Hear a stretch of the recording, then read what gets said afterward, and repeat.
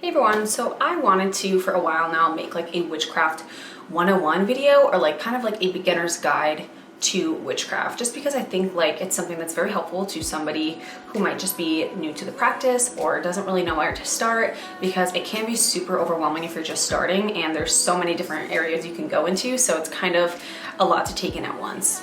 So I personally have been practicing for going on about 3 years now, so I'm still kind of like a baby witch. I haven't been doing this for too long, but I feel like I have some knowledge, and I'd love to share it with people who are just kind of getting into it, kind of things that I wish that I knew when I was starting out and things that I still find helpful to this day. It's a lot more than just, looking witchy, and I know that word, people often associate it with people who just do it to look the part, if that makes sense. So sometimes I don't even like saying that, but at the end of the day, this is a practice, this is what I do, and I would consider myself a witch because of what I do. And there's nothing wrong with liking that style. I mean, it's something that I also like. I often wear all black. I like wearing little hats and stuff like that. But that's definitely not what it's about. It is something that, might draw people in, and that's totally fine if you are just introduced to it for the first time. Just because you like the way it looks, you're interested in kind of what goes into it, that's not a problem, but I don't think you should probably get into it if you're only interested in the aesthetics of it, if you know what I mean. But aside from that, I know like the word witch, people often think also of evil, negativity, you're, signing your soul to the devil or whatever. But that's, again, definitely not what it is. And I will talk a little bit more about what it is and how it really is such a positive, amazing thing to put in your life that makes you feel a lot more present and to manifest things that you want to have in your life. So just getting a few things out of the way right away. Do witches actually do magic? I know everybody thinks like magic as like waving a wand and having something levitate or something. If you've seen the Harry Potter movies, like that's not what it is at all. Magic, the way that witches believe it as, is by being able to manifest something using your intentions. So you are able to change your physical reality with your thoughts and your intentions that you set. I definitely think it's magical. It's something that amazes me to this day, and it's a huge reason why I continue this practice, just because of how effective it is. So yes, we do magic, but it's not like the stereotypical waving a wand, even though wands are still used in witchcraft. So you've decided that you kind of maybe are interested in learning a little bit more, maybe want to step into this practice. And I know, at least for me, the first thing that popped into my head was, well, where do I even begin? There's so many different things that you can get started learning. You can do divination, you can start with candle magic, you can learn sigils, numerology, astrology. There's just so much that goes into witchcraft and this practice that you can get started in. And honestly, there is no right way to start. It just comes down to what you're personally drawn to, what interests you the most, and you're just excited about starting, because whatever you're excited to start learning about, you will pick up on and be excited to learn and continue to add to your bank of knowledge. For me, a huge part of my starting into this practice was a club that I was in college called the Pagan Organization for Diverse Spirituality. It was just a group of people from my school who had a similar mentality and wanted to learn about these things and continue practicing and share their knowledge with a group of people. And it was a really constructive way for me to learn about new things and be in like a safe setting where people weren't judgmental of the fact that I didn't really know too much. It was pretty nice for me because every single week there was a different topic that we'd be talking about. So one week it would be a divination workshop day. So people would bring their rune stones or their tarot decks in and do readings for one another. We did a pendulum day. We did a sigil day where we made a sigil for our club. So every single week we focused on something different. So I felt like I was always getting new ideas of things that I could look into when I felt like I wanted to dive into that and go a little deeper. So you could kind of just scroll around on the internet, see what jumps out at you. For me, it was definitely tarot. I was so interested in getting started, getting a deck as soon as possible, and hopping right into it, trying to learn, trying to do readings, and getting better at it because that's what called to me the most. And then, after that, after I've learned a little bit more about that, I'm still learning. Obviously, everything is still a work in progress. I would move on to kind of the next thing I wanted to tackle, the next thing that stood out to me. And I would go on, so on and so forth like that. As far as things that you need, do you need something in order to start? What about all the tools that you need? you don't need anything fancy to start besides yourself, because the most important thing about, you know, casting spells and manifesting things is your intention and yourself and getting in the right mindset, being able to ground yourself. And all of the fancy stuff, you know, you might look at Instagram pages of witches who have the most immaculate looking altars, and you're wondering, oh my God, do I need all this in order to be, you know, good, in order to be effective, in order to have my spells work? And the answer is no. That'll come with time. You don't have to drop all this money right away to get nice looking things. You can honestly just work with what you have. And honestly, there are some amazing finds at like Walmart and the dollar store. Some examples, like the big, I have one back there, I don't even know if you can see that, the like 7-day votive candles. I get those from Walmart or sometimes the dollar store, depending on their selection. I know Walmart has a lot more colored selections of those. They also have some that are like love spell candles, which is crazy because you never thought that like maybe Walmart would have something like this, but they do. Another fun thing, if you want like decor, I actually have this really cute Flower of Life candle holder. I have just like a random candle in there right now, but I got this for $2 at the Christmas tree shop. And it's like, I would never have thought something this cute would be from the Christmas tree shop. One really awesome thing too, that my club did, and when we had our pendulum workshop, we actually made our own pendulums, and I actually have mine still. Let me go grab it. So this is the one that I got from that particular workshop. I actually didn't make this completely myself. I basically just picked the stone that I wanted and the little end. And I had somebody else in my club who was really, really great at wire wrapping do mine for me. I had like super long nails at the time too, I'm pretty sure. And I just couldn't do it myself. So somebody else did this for me, luckily, so I didn't have to deal with it. But just stuff like that, you can easily make things yourself. And honestly, when you make something yourself, your energy is going into it, and it's going to be that much more meaningful to you and could be very powerful just because you're putting, like I said, your energy into it, and it's just going to be very special and personal to you. Another really great way to support people who are into this practice is to just research and see if there are any metaphysical shops in your area, because a lot of the times little shops, local shops, they're really amazing, really inexpensive, and the people there make it the most worthwhile to go to because they love to talk about, you know, their shop and what they have in it. They're super open to speaking about their knowledge and recommending things. So definitely see if there's anything in your area, and you could speak with people who share the same interests as you do. Another thing that you might be wondering, as far as when I'm starting, do I need an altar?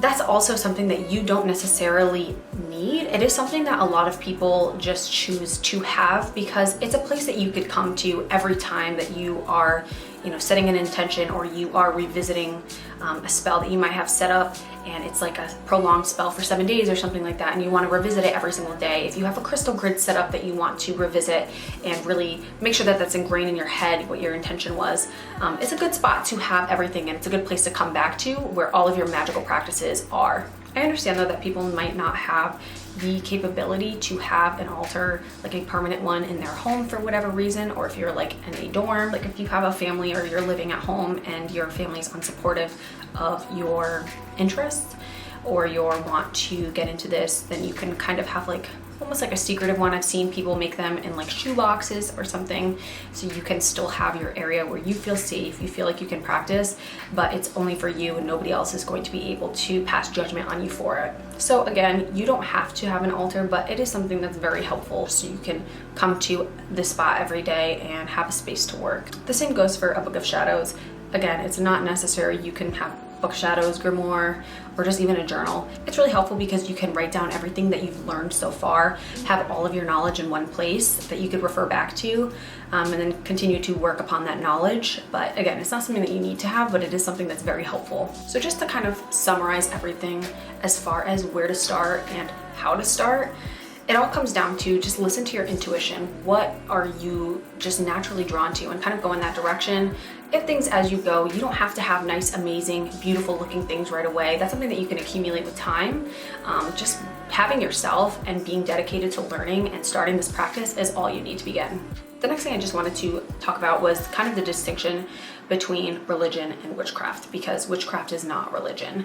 Some people might think it is just because there's Wicca and witch kind of sound similar, but they aren't the same thing. Wicca is a religion, and you recognize the Sabbats, and you have deities and god and goddesses that you can learn about. And that's just not something that every witch has to do. Everything about this kind of practice and being a witch is very personal to you, and you kind of go on your own path, whatever feels right. But there are just certain things that kind of go into it if you want to have a specific religion. If you wanted to look into that, that's something you definitely can research. I know Harmony Nice here on YouTube is super knowledgeable on everything Wiccan. She even made a book, so definitely go check her out if you're interested in, you know, finding a religion, if that's something that's important to you. I just consider myself a solitary eclectic witch, which means I kind of draw from all different areas, which kind of brings me into my next thing is, do I have to be a certain witch? Because there are so many different types. Not so many, but there are a couple different types of witches, like green witch, hedge, kitchen witches. You could work with the fae if you want to. There's a lot of different areas that you could go into, and you might be wondering, well, do I have to pick one? And the answer is no, you don't have to pick one if you don't want to. I actually recommend maybe not just jumping in and labeling yourself at first, because you might just close yourself off to learning about things that you might actually be interested in that you don't even know about. So definitely do your research on the types of witches that there are, because it is very interesting. I like learning about all of them. I have a couple books. Let me go grab them. I have these books. This author makes really nice books. Not just because they look really nice, but because they do really have a lot of information. This is just kind of like the tip of the iceberg. Obviously, they're very small books. It just helps me learn a little bit more about it, and then I could do more research, diving in a little bit deeper. Just because, like I said, I am a solitary, which means I practice alone, and eclectic, which means I draw from a lot of different areas. So basically, in short, you don't have to have a specific religion in order to be a witch. If you do want to, though, you totally can. That's up to you. And you also don't have to label yourself if you don't want to right away. You can kind of just literally be you. Just go with the flow, learn as you go, and see what speaks to you the most. I think one thing that's super exciting is casting spells, and I feel like so many people want to just jump into it and get right into it. What do I need to do in order to start? I'm gonna start casting spells right now. And I think, again, I feel like I say this in every single area, is just do a little bit of research before just probably jumping into it. Of course, you can just jump into it and see, you know, how you feel, but definitely take certain precautions in order to protect yourself and make sure that you are, you know, doing it in a safe way. And when I say kind of just learn basics, I mean, you know, learn how to cleanse your space. You could do this by using sage, you can use Palo Santo, you can use different room smudge sprays. Those are really helpful if you're not in an area where you could burn those or incense or anything like that. There's a lot of different ways that you could cleanse the space, just to make sure that it's neutralized energy and that you're ready to start working. And then you could cast a circle if you want, you don't have to. I just basically make sure that I'm envisioning almost like a white bubble around myself and kind of saying that nothing negative could come into my space while I'm working, just to protect myself from who knows what's out there. Because when you're doing things, you don't know what you could be inviting into your space, into your home, into your personal space. So just make sure that you're being safe and taking precautions to make sure that you're, you know, setting your boundaries. Next, it's important to kind of just know how to ground and center yourself.